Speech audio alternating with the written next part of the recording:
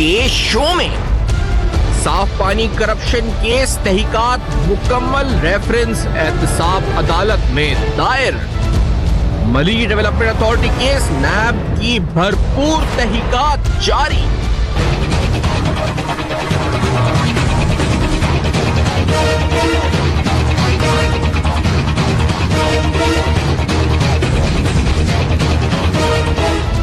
सिंध की sugar mills में इजारादारी, अहम हक़ाइक़ बेनकाब।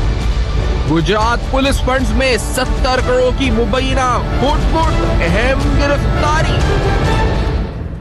अस्सलाम वालेकुम। पस पर्दा हक़ाइक़ से इंकशाफात प्रोग्राम बेनकाब में हूँ आपके साथ सैफान खान।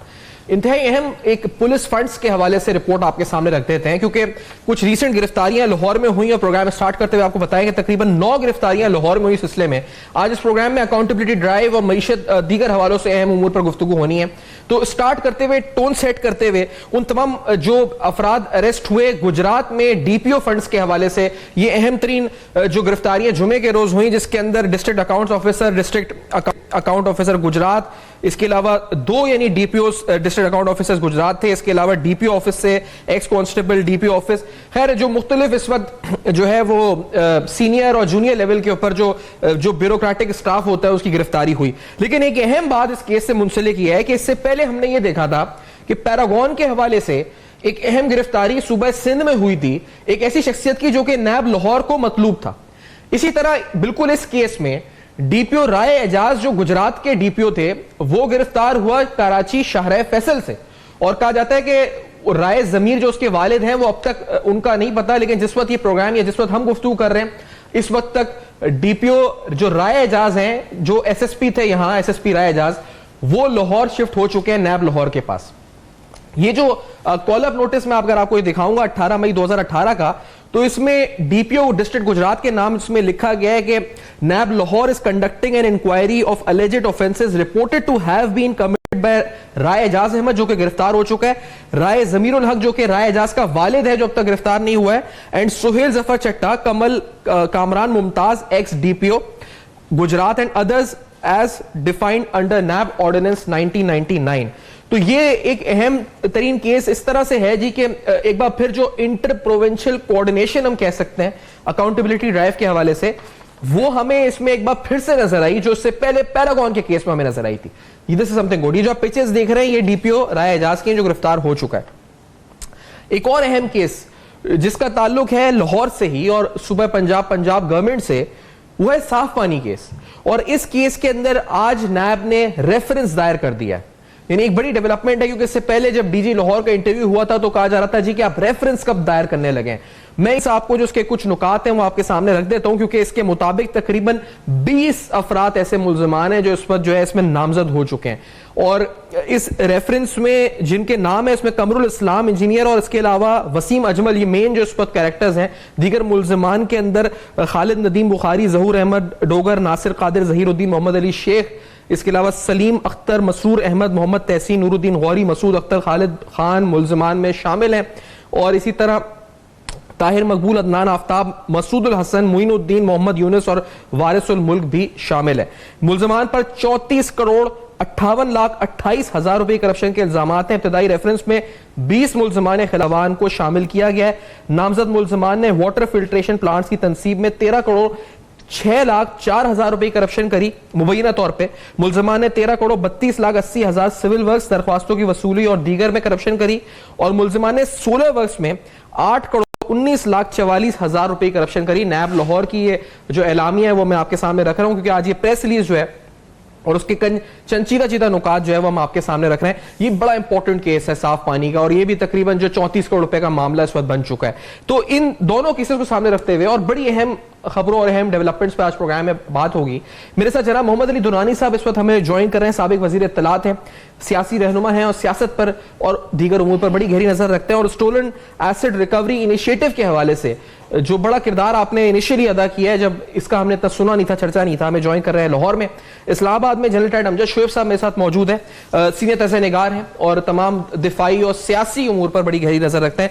दुरानी साहब, मैं ये अहम तरीन जो स्कैंडल्स आहिस्ता आहिस्ता नैब पेशरफ्त कर रही है, इनमें ये जो सामने आता है वो चाहे डीपीओ हो या वो कोई बड़ा सियासतदान हो, वो पैसे बाहर रख चुका होता है, पैसे बाहर ट्रांसफर हो चुके होते हैं। तो हम ये क्यों हम ये देख तो रहे हैं कि नैब पकड़ रहा है मुल्जिमान को, लेकिन रिकवरी का एलिमेंट इतना नजर नहीं आ रहा। वजह क्या है इसकी दुरानी साहब? ये पैसे वापस कब आना शुरू होंगे हमारे पास? बिस्मिल्लाहिर्रहमानिर्रहीम। बहुत अहम सवाल आपने इतनी अच्छे तरीके से बयान किया। मैं इस मामले में ये कहना चाहूँगा कि सबसे पहली चीज़ जो अहम है वो ये है कि ये करप्शन होने की वजूहात क्या हैं। देखें, जब ये करप्शन होती है इसमें आप दो एलिमेंट्स देखेंगे कि एक ब्यूरोक्रेसी और एक मुंतखब नुमाइंदे। जब ब्यूरोक्रेसी और मुंतखब नुमाइंदे इकट्ठे हो जाते हैं तो वहाँ से करप्शन का अमल जो है उसमें कोई रुकावट नहीं रहती और वो फिर बहुत ही फरावानी से चलना शुरू होता है, जो कि माजी की हुकूमत के अदवार में आपने देखा कि हुकूमती मुंतखब नुमाइंदे और ब्यूरोक्रेसी के अफराद, क्योंकि अख्तियार सारा ब्यूरोक्रेसी के पास होता है और वो जब आपस में मिलकर करप्शन करते हैं तो एक तरफ तो जो आपके सवाल की तरफ आते हुए जब ब्यूरोक्रेट सियासतदान के साथ मिल जाता है तो वो फिर अपने कदमों के निशान नहीं छोड़ते। वो इस किस्म की करप्शन करते हैं कि जिसमें जो वाइट कॉलर से ज्यादा छुपी हुई करप्शन होती है और उसको ढूंढना जो है वो मुश्किल से मुश्किल तर होता जाता है। और मैं ये भी बड़े महसूस करके ये बात कह रहा हूं कि मौजूदा हुकूमत जब आई थी उन्होंने ये वादा किया था कि वो ब्यूरोक्रेसी के गैर जानिबदारी को इंश्योर करेंगे, पुलिस के अंदर भी और तमाम महकमों के अंदर। लेकिन आपने देखा कि जो ही पंजाब में वो इलेक्टेबल्स की सोनामी के सामने आए तो उन्होंने हथियार डाल दिए और आज भी अगर डीपीओ की अपॉइंटमेंट जो है वो एमएनए कराएगा, अगर डीएसपी की अपॉइंटमेंट जो है वो एमपीए कराएगा और अगर सेक्रेटरी और कमिश्नर की अपॉइंटमेंट मिनिस्टर कराएगा, तो इस बाहमी गठजोड़ से जो करप्शन का तूफान उठेगा वो शायद आइंदा भी ना रुक सके। और माजी में ये करप्शन जो है ये पाकिस्तान की जड़ें खोखली करती रही है और अब भी आपने देखा नासिर दुरानी से लेके जितने इनिशिएटिव गवर्नमेंट ने लिए थे कि हम पंजाब के अंदर पुलिस को और इंतजामिया को सियासी इन्फ्लुएंस से निकालेंगे, उनका रास्ता जिस शिद्दत से रोक दिया गया है वो आपके सामने है। और अब इसमें जो आपका दूसरा सवाल है वो ये है कि जी ये पैसे वापस क्यों नहीं आते। असल चीज जो है इसमें इरफान वो ये है कि पॉलिटिकल विल जो है उसका और एडमिनिस्ट्रेटिव विल दोनों का फुकदान है। अगर पॉलिटिकल विल आज भी मजबूत होती तो हम देखते कि पंजाब के अंदर अपॉइंटमेंट्स जो थी वो सियासी लीडरों के कहने पर एक एक हफ्ते में 600 ट्रांसफर्स और पोस्टिंग्स ना होती, बल्कि जो असूल दिया गया था 100 दिन के प्रोग्राम में कि दोनों को अलहदा कर दिया जाएगा, उसी के तहत होती। अब जो हम इस वक्त देख रहे हैं कि नैब का जो सबसे कमजोर एरिया इस वक्त हमारे सामने आ रहा है वो प्रोसिक्यूशन आ रहा है और प्रोसिक्यूशन की सारी कमजोरियां जो हैं उसके पीछे एक तरफ तो जो जुर्म करने वाले अफराद का इंतहाई क्लोज अंडरस्टैंडिंग और गठजोड़ और दूसरा मौजूदा जो फैसिलिटेट करने वाला इंतजाम है उसकी तरफ उनके हमायतियों का मौजूद होना और उसी तरीकेकार का मौजूद होना जो माजी से चलता आया है वो इस चीज को कंप्लीटली अनफोल्ड होने में रुकावट बन रहा है। तो मैं समझता हूं कि अगर हुकूमत चाहती है कि ये व्हाइट कॉलर माजी का क्राइम पकड़ा जाए तो उसका रास्ता यह है कि आज सबसे पहले इसके रास्ते रोके जाएं। जब ये रास्ते रुक जाएंगे, ये फैशन अंडर चेक आ जाएगा, तो उसी सूरत में आप ये तवक्को कर सकते हैं कि माजी में जो करप्शंस की गई हैं उनकी इन्वेस्टिगेशन भी प्रॉपर होगी और उनको कैफरे किरदार तक भी पहुंचाया जाएगा और उस लौटी हुई दौलत को वापस भी लाया जाएगा। ठीक है, ये बड़े अच्छी आपने बताया जी कि किस तरह सिनेजाइज करने की जरूरत है तमाम मामलात को। लेकिन एक चीज हमने देखी और मैं जनाब मुराद अली शाह साहब की एक बड़ी अहम sound bite general Amir Shah साहब को सुनाना चाहते हैं जी पहले, और उन्होंने ये गुफ्तगू कुछ दिन कबल ही की है। सादकाबाद में गालिबन जब वो गए थे और जरदारी साहब की स्टेटमेंट भी सामने आई थी, वहां मुराद अली शाह साहब पंजाब पुलिस और सिंध पुलिस का मवाजना एक तरह से किया था, कारकर्दगी का या उसके सियासी इस्तेमाल का। लेट्स हियर दिस, उन्होंने क्या कहा था। जनरल साहब का इस पे ओपिनियन भी हम जानते हैं, दुरानी साहब का भी। लेट्स हियर दिस, उन्होंने कहा क्या था। पंजाब में तो मुझे पता है पुलिस को कैसे इस्तेमाल किया जाता है। हम कोई पुलिस की मदद से वोट नहीं लेते, हम लोगों की मोहब्बत से, लोगों की खिदमत करके वोट लेते हैं। अब मसला ये जी कि ये जो करप्शन की स्टोरीज अगर हम आपको दिखाते हैं, वो आईजी गुलाम हैदर जमाली का मामला हो या वो डीपीओ गुजरात का मामला हो, तो वो पंजाब और सिंध में यकसा और हमें हम कह सकते हैं ममासलत और काफी हद तक एक जैसी यकसानियत हमें नजर आती है। एक तरह के केसेस नजर आते हैं, एक तरह के सर्कमस्टांसेस में होने वाली मुबैना बदउनवानी नजर आती है। जनरल साहब, परफॉर्मेंस में या सियासी इस्तेमाल में शायद कोई फर्क हो बड़ा माइन्यूट सा, लेकिन करप्शन के केसेस तो दोनों के सामने आते हैं। और अब तो गुजरात का डीपीओ कराची से गिरफ्तार होता है तो कराची का वहां से होता है। ये बड़ा, इस कोऑर्डिनेशन को किस तरह देखते हैं जनरल साहब? बिस्मिल्लाहिर्रहमानिर्रहीम। देखिए, पुलिस का हमेशा से बहुत अरसे से हम ये कह रहे हैं कि ये पोलिटिसाइज्ड है और ज़रूरत है इसमें इस्लाहात की, और इमरान खान साहब ने ये वादा भी किया था, लेकिन अभी तक पुलिस में इस्लाहात का कोई प्रोसेस शुरू हुआ नहीं। वो हम नहीं देख रहे, शायद कुछ कर रहे हो पीछे, लेकिन फिलहाल सामने कुछ नहीं है। अब चीज़ ये है कि जब ये पुलिस पोलिटिसाइज होती है तो पॉलिटिशियंस वगैरह, उनका तहफ़्फ़ुज़ उनकी तरफ से होता है और फिर ये आपस में मिल के काम करते हैं। पॉलिटिशियंस अपने तौर पे आप देख लीजिए, सिंध में सरकारी ज़मीनों पे कब्जे हैं, सरकारी स्कूल की बिल्डिंग्स और इस तरह की चीज़ें जो कि प्योरली सरकारी इमारतें हैं, उन पे भी कब्जे किए हुए हैं लोगों ने, और वो मिल के काम चलता है। पुलिस ना उनको छेड़ती है और ना पुलिस की कोई चीज़ सामने आ ही जाए करप्शन की या कोई और उनकी हाई हैंडेडनेस, तो वो उसको दबा लेते हैं, उसको प्रोटेक्ट कर लेते हैं। लिहाजा ये तो एक निज़ाम था मिलजुल के काम चलाने का, जिसमें कि एक दोनों तरफ से मुकमका था और हुकूमती सतह तक। अब आप देखिए कि जैसे कहा जाता है कि जी वहाँ पे ज़मीन अमली डेवलपमेंट अथॉरिटी की ज़मीन दे दी गई, ये काम जो है ये क्या हुकूमत की सरपरस्ती के बगैर हो सकते हैं?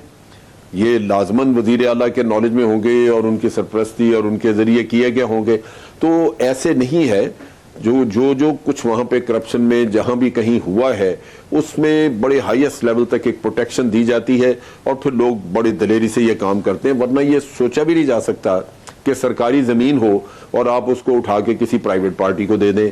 ये सोचा भी नहीं जा सकता कि आप अरबों रुपया ले लें और जब साफ पानी का प्रोजेक्ट भी चला लें, पैसा भी खर्च हो गया और आपके किसी भी फिल्टर प्लांट के ऊपर एक भी बूंद साफ पानी की ना आ रही हो। ये सारी चीज़ें इसलिए होती हैं कि ये आपने माशरे को बेहिस कर दिया और लोग इसमें सारे मिलजुल के काम कर रहे हैं।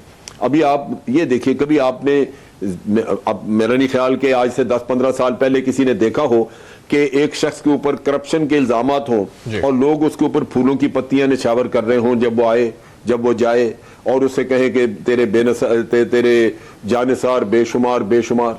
या कराची में किसी के ऊपर 5 बिलियन रुपीस का करप्शन का इल्जाम और उसको सोने का ताज पहना के कराची की जलसों में, सड़कों में उसके जुलूस निकाले जा रहे हों। ये वो चीज है जो बेहसी माशरे में भी है, पैदा कर दी गई है।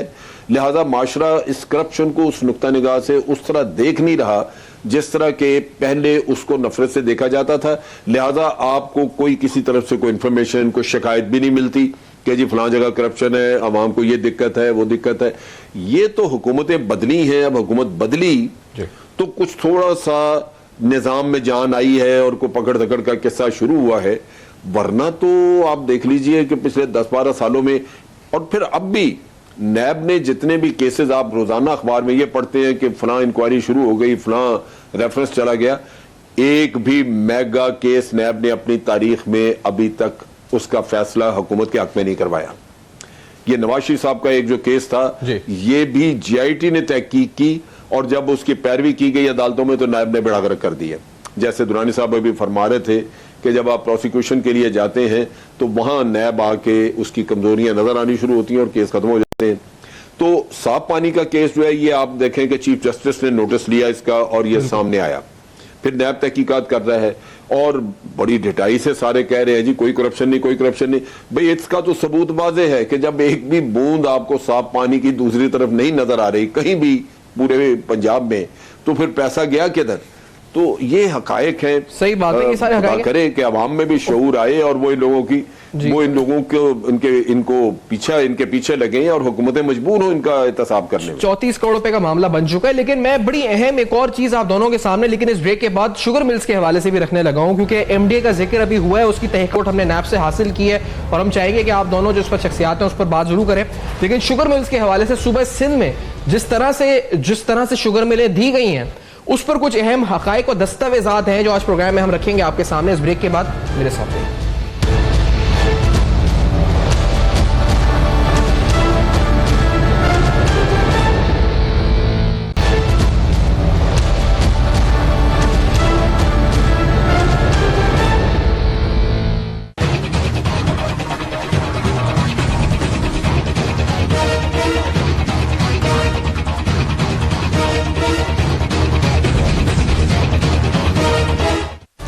Welcome back. आप देख रहे हैं बेनकाब, और बेनकाब में आपके सामने अहम हकायक हम रख रहे हैं। और अभी आपको साफ पानी केस के मुतालिक और डीपीओ गुजरात से मुतालिक जो अहम तरीन गिरफ्तारी, और एक नहीं 9 गिरफ्तारियां लाहौर में हुई, एक कराची में हुई जिसको लाहौर शिफ्ट किया गया।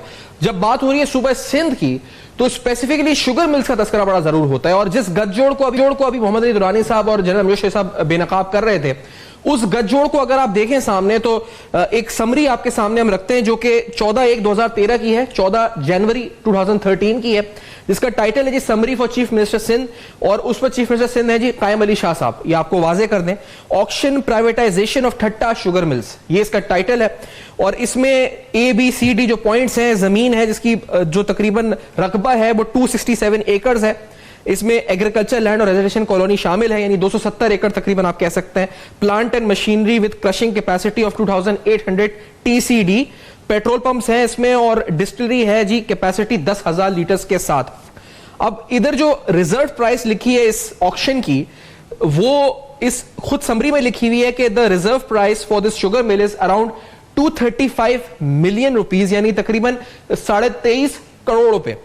लेकिन इसके बिल्कुल बरक्स ये जो शुगर मिल आगे बेच दी गई, यानी जो इस टाइटल में आगे लिखा है कि the reserve price is 235 million rupees, लेकिन इस समरी के अंदर जो आगे दस्तखत हुए हैं, ये ओमनी ग्रुप को ये शुगर मिल जो है ऑक्शन कर दी गई है और इसकी प्राइस रखी गई है 127.5 मिलियन, यानी 12 करोड़ 75 लाख रुपए। जो रिजर्व प्राइस है 23.5 करोड़ रुपए है, लेकिन इसको ऑक्शन कर दिया गया है 12 करोड़ 75 लाख में, तकरीबन आधी कीमत में रिजर्व प्राइस से। और यहां पर क्योंकि इस समरी को हमने पहले दिखाया था, लेकिन आज चूंकि हमारे साथ बड़े प्रोमिनेंट 2 अहम शख्सियात हैं तो इनका तज्जिया से बड़ा इंपॉर्टेंट होगा, क्योंकि सेक्रेटरी फाइनेंस ने इस समरी के ऊपर लिखा है कि the offer is below the reserve price, जो उस वक्त सेक्रेटरी फाइनेंस है 2013 में। लेकिन मिनिस्टर ऑफ फाइनेंस यानी जो इस वक्त CM है मुराद अली शाह, वो इस समरी पर लिखते हैं कि the industries department has initiated to the official assignee that the offer from MS Omni Private Limited is acceptable. MS Omni Private Limited track record of running Nodero and Dadu sugar mill supports their bid for the sugar mill and will be beneficial for local job creation and also benefit the economy. तो मुराद अली शाह साहब हैं, उसके बाद chief minister यानी कायम अली शाह साहब के दस्तखत और चीफ सेक्रेटरी के दस्तखत हैं। और ये 8/1/2013 को Zameer Ahmed Khan secretary to government of Sindh के भी दस्तखत हैं जिन्होंने समरी फॉरवर्ड की थी। तो मुराद अली शाह साहब ने कहा जी कि ओमनी ग्रुप को देनी चाहिए, क्योंकि ये इस वक्त ओमनी ग्रुप जो है कैपेबल है, दादू शुगर मिल और नोडेरा शुगर मिल चला चुका है। कुछ और डॉक्यूमेंट्स मेरे पास हैं जिसके मुताबिक जब ओमनी ने ऑफर दी थी तो उन्होंने कहा था कि हम 6 शुगर मिल्स चलाते हैं सूबा सिंध में, इसलिए हमें बड़ा तजुर्बा है इस वक्त। उसे चंबर शुगर मिल और दीगर शुगर मिल्स का हवाला दिया गया था। लेकिन मोहम्मद अली दुरानी साहब, मैं और जनरल साहब आपसे भी कि पहले दुरानी साहब के ये शुगर मिल्स का मामला आपने इस पर मुझे अच्छी तरह याद है, आपका इस पर है भी गहरी नजर सर। ये माजरा इस वक्त ये शुगर मिल रिजर्व प्राइस मैं जो समझ रहा हूं वो ये कि तो आपने आधी कीमत में बेच दी ओमनी ग्रुप को शुगर मिल, और इसकी लॉजिक ये थी कि उनके पास एक्सपीरियंस था। ये क्या हुआ है आखिर का दुरानी साहब? अब ये भी आप चेक करेंगे कि आया ये आधी कीमत भी उन्होंने अदा की या अब तक नहीं की, ये भी एक सवाल है। और मैं आपको बड़ी इंटरेस्टिंग एक हकीकत बताऊं कि JIT जो बनी थी ये ओमनी ग्रुप के ऊपर, उन्होंने जो अपनी फर्स्ट रिपोर्ट दी थी उसमें उन्होंने उन सोर्सेस को आइडेंटिफाई किया था जिनके जरिए पैसा पैदा होता रहा। तो वो 3 मेजर सोर्सेस थे जिनका उन्होंने जिक्र किया था। गालबन 13 इस वक्त शुगर मिल्स हैं जो ओमनी ग्रुप के पास हैं। उसका पहला जरिया उन्होंने बताया था कि शुगर मिल्स की इनकम, और दूसरा जो था वो उससे भी इंटरेस्टिंग था कि शुगर जो पैदा होती है उसकी एक्सपोर्ट के ऊपर जो सब्सिडी मिलती है वो भी उनकी इनकम का दूसरा जरिया, और तीसरा जरिया उन्होंने बताया था कि कॉन्ट्रैक्टर्स और सरकारी ठेकों से जो पैसे बगैर काम किए लिए जाते हैं, ये तीनों सोर्सेज हैं।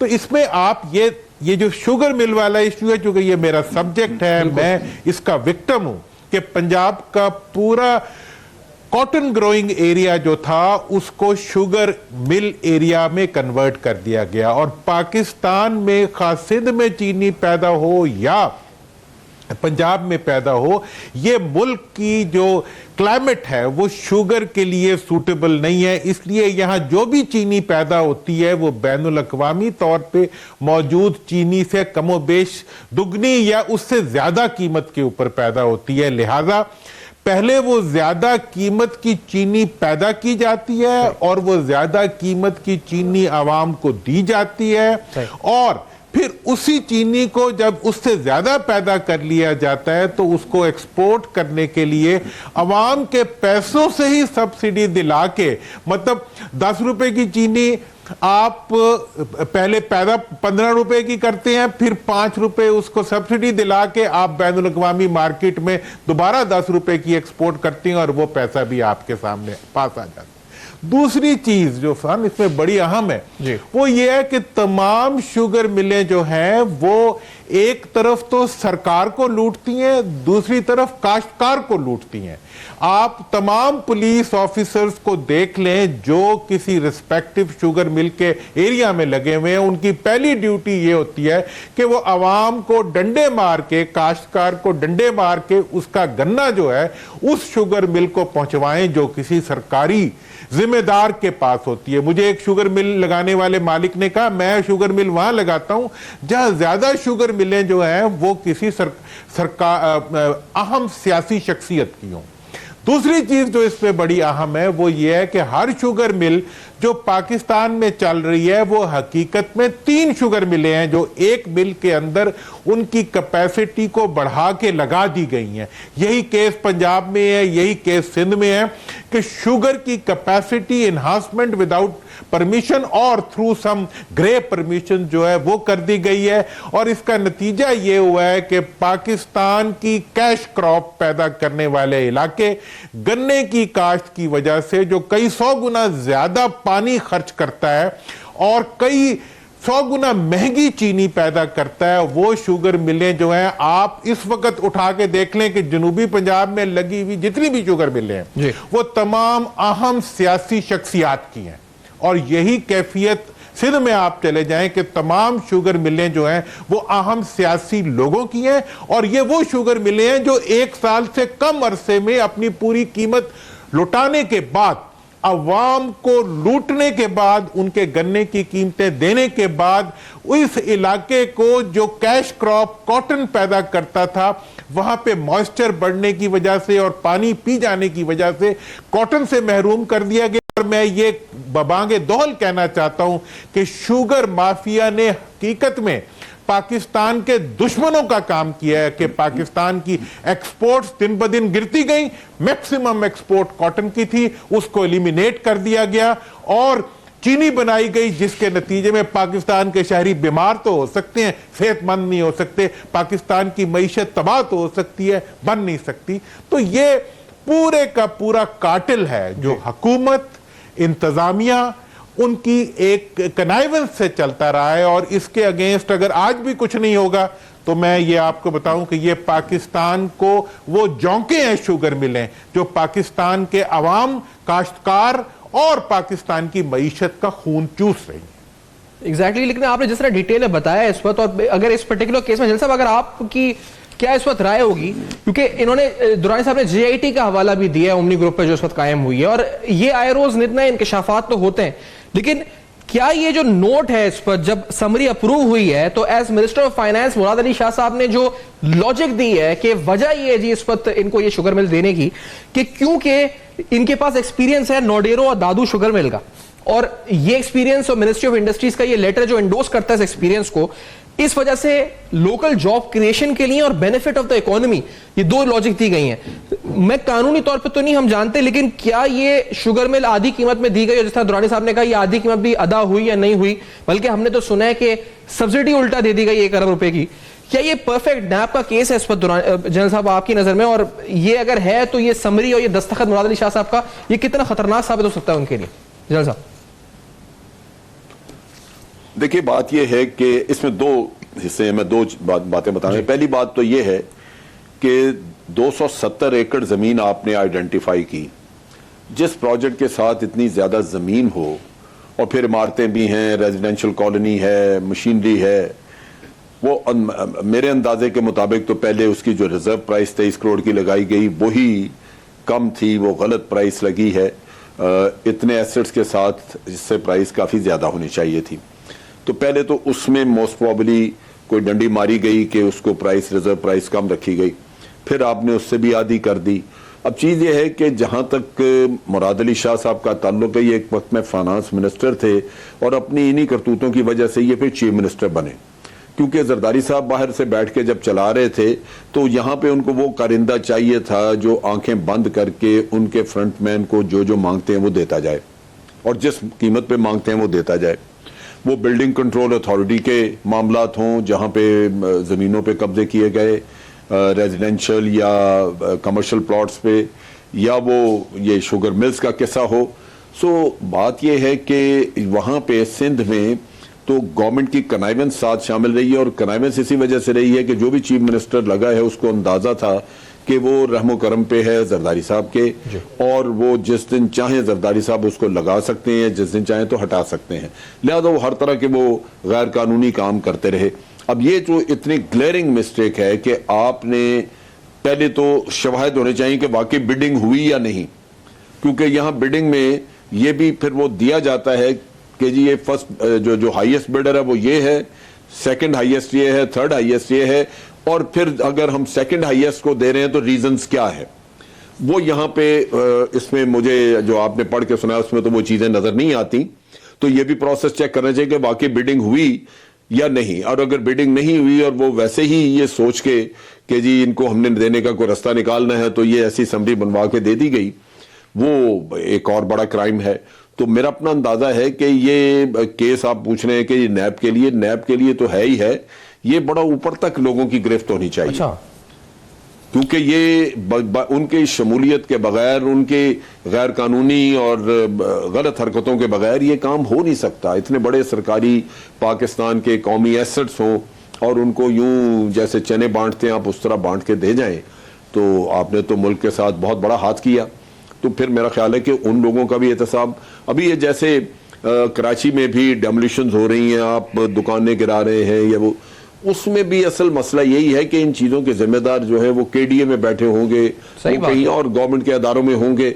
वो लोग हैं जिनकी गिरफ्त होनी चाहिए। ये बेचारे जिनकी दुकानें आप उड़ा रहे हैं उनको तो कंपनसेशन लेके देने चाहिए इनसे, लेकिन ये आप देख लीजिए कि अभी तक उन पे हाथ नहीं डाला गया जो असल मुजरिम है, जो इन अदारों में बैठ के ये सारा काम धंधा करते रहे। ये एनक्रोचमेंट हटाने की बात पहले कई दफा हुई, लेकिन ये है कि लाजमन ये लोग जाते थे, जाके एनक्रोचमेंट चेक करते होंगे, केडीए वगैरह के लोग पैसे खाए और वापस आ जाते होंगे। तो आज ये दिन आ गया कि जनाब 30 साल से लोग इसी से मुंसलिक, और क्योंकि जिस तरह आपने केडीए का जिक्र किया तो एमडीए की भी कुछ तहकीकात हैं, और जिस तरह आपने अभी जिक्र भी किया था उसका दौरान गुफ्तगू, लेकिन मैं आप दोनों से, क्योंकि आप दोनों के सामने रखूंगा वो तमाम मामला, क्योंकि एक प्रोग्राम है और मामला सब्जेक्टिव है, तो we can not discuss on the fate of this case, लेकिन ऑब्जेक्टिवली जो बातें सामने आई हैं, जो हकायक नैब की इन्वेस्टिगेशन में सामने आ रहे हैं, वो चौंका देने वाले हकायक हैं। आफ्टर दिस ब्रेक होंगे बेनकाब मेरे साथ रहिए।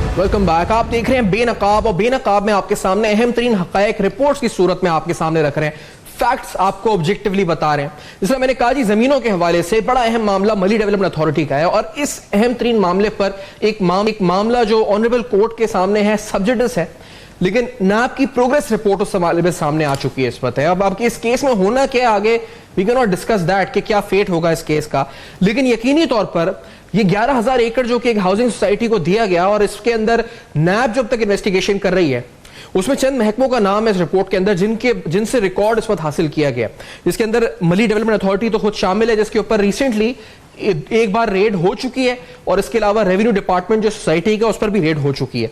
इधर office of Mukhtiarkar Bin Qasim Sindh building control authority SBCA deputy commissioner Malir, office of Mukhtiarkar Gadap town, Gothabad department office of Mukhtiarkar Murad Memon, और land utilization department office of Mukhtiarkar Shah Murid, इसी तरह board of revenue and others, तकरीबन 10 ऐसे डिपार्टमेंट्स हैं जिनके बारे में लिखा है कि record from following departments will be collected.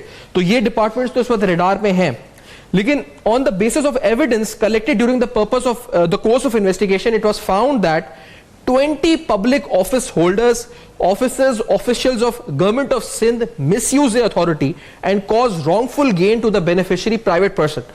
20 public office holders का नाम आता है। अब इन 20 में से 2 तो पॉलिटिशियंस हैं इस वक्त इस रिपोर्ट के मुताबिक, और जो कॉल अप नोटिस हैं वो 26 अक्यूज पर्सन को जा चुके हैं। जो ऑफिशियल्स और ऑफिसर्स हैं उनकी तादाद 18 है, बेनिफिशरीज 8 ऐसे हैं जो कि प्राइवेट पर्सन और फ्रंट मैन है, और टोटल की तादाद 28 बनती है। इसमें एक SSP, जिस तरह हम पुलिस का जिक्र कर रहे थे और राय एजाज का केस आपके सामने डिस्कस शुरू में कर रहे थे, the SSP of the local district has also been asked for service the call up notices of all 8 beneficiaries to the known addresses। Police की मुलविस होने के या पुलिस के भी ऑफिशियल्स के भी 1-2 के ऐसे नाम है जो सामने आ सकते हैं, और दीगर बेनिफिशरीज ऑफ फ्रंट मैन तो हमने आपको बताया।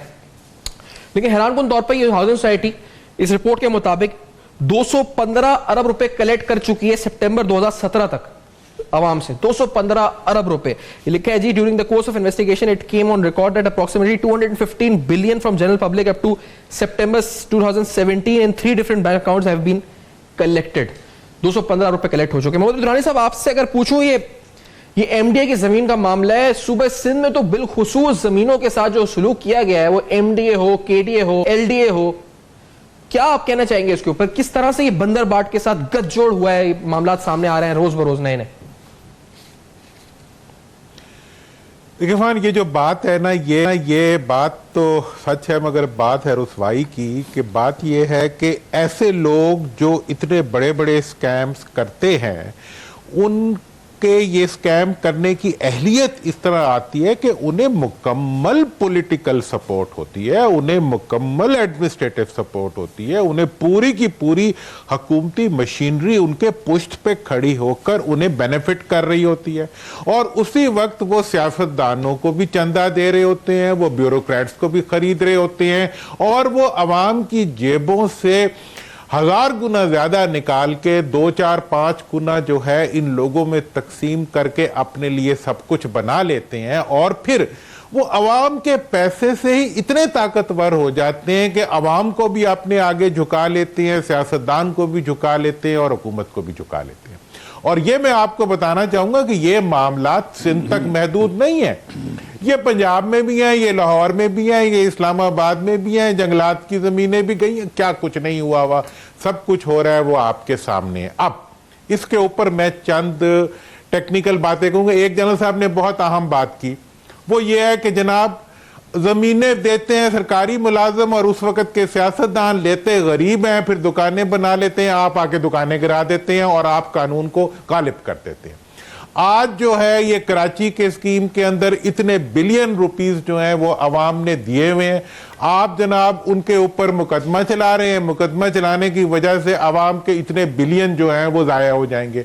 मैं पहली बात जो डिमांड करूंगा कि किसी भी हाउसिंग स्कीम को अगर आपने अपने ग्राडार पे लेना है तो सबसे पहले उस स्कीम के अंदर जो अवाम की इन्वेस्टमेंट हुई है उसको प्रोटेक्ट करें। आपने अगर देना है तो ये स्कीम DHO को दे दें, अगर आपने देनी है तो ये स्कीम पहले KDA को इसकी इंतजाम दें, ताकि अवाम के पैसों को तहफ़्फ़ुज़ फराहम किया जा सके। आप वही काम ना करें जो आपके वजीर खजाना साहब कर रहे हैं कि एक बयान देते हैं और डॉलर जमीन पे गिरता है, दूसरे दिन जो है फिर उसको उठाते हैं, फिर गिराते हैं। मतलब ये है कि अवाम को आप अकाउंटेबिलिटी के नाम के ऊपर, अवाम को आप इस्लाह के नाम के ऊपर, अवाम की जेबों को खाली करने के बजाय अवाम की जेबों, अवाम के मफादात को तहफ़्फ़ुज़ देने के बाद आगे की तरफ बढ़ें।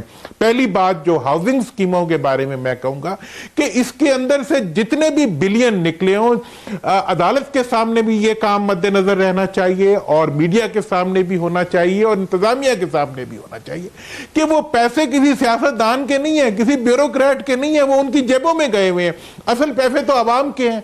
अवाम के पैसे को तहफ़्फ़ुज़ देने का सबसे पहले इंतजाम किया जाना चाहिए, उसके बाद उस पैसे को वनरेबल बनाना चाहिए। पहला नुक्ता जो बहुत इंपॉर्टेंट है और अहम है, इसके लिए क्या रास्ता बनता है, आप कौन से इदारे को लेके आते हैं, मैं उसके लिए ओपन रखता हूं। दूसरी चीज जो इस सिलसिले में बड़ी अहम है वो ये है कि ये पूरे पाकिस्तान के जो सियासत चल रही थी आपकी, वो ब्लैक मनी के ऊपर चल रही थी और जो लोग इस सियासत को चला रहे थे वो पाकिस्तान के सबसे बड़े मनी लॉन्ड्रर और पैसे को बाहर ले जाके उसको तहफ़्फ़ुज़ देने वाले लोग थे। मैं 2011 से लूट का माल पाकिस्तान वापस लाने की जुस्तजू में लगा हुआ हूं, लेकिन मुझे यह पता चलता है कि पाकिस्तान का हर बड़ा इदारा, खा वो मालियाती इदारा हो, खा वो हुकूमती इदारा हो, खा वो टैक्स का इदारा हो और खा वो बड़े से बड़ा वकील हो,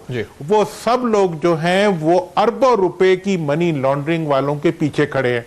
पीछे नहीं खड़ा तो कोई गरीब आदमी के पीछे नहीं खड़ा जिसकी आज दुकान भी गिर रही है, जिसका डॉलर भी आज लूट रहा है। और अब अगर आपने हाउसिंग स्कीमों को हाथ डालना है, अगर आप उसको तहफ़्फ़ुज़ नहीं देते तो फिर मुझे भी पता है कि इसका अंजाम क्या होगा।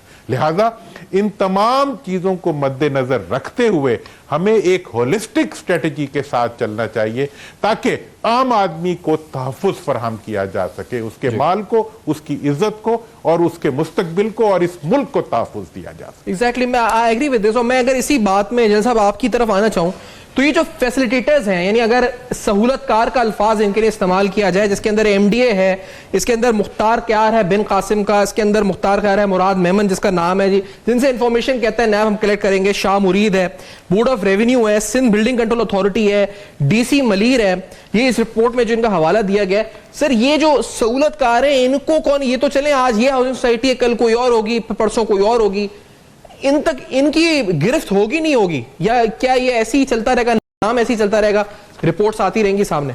जनरल साहब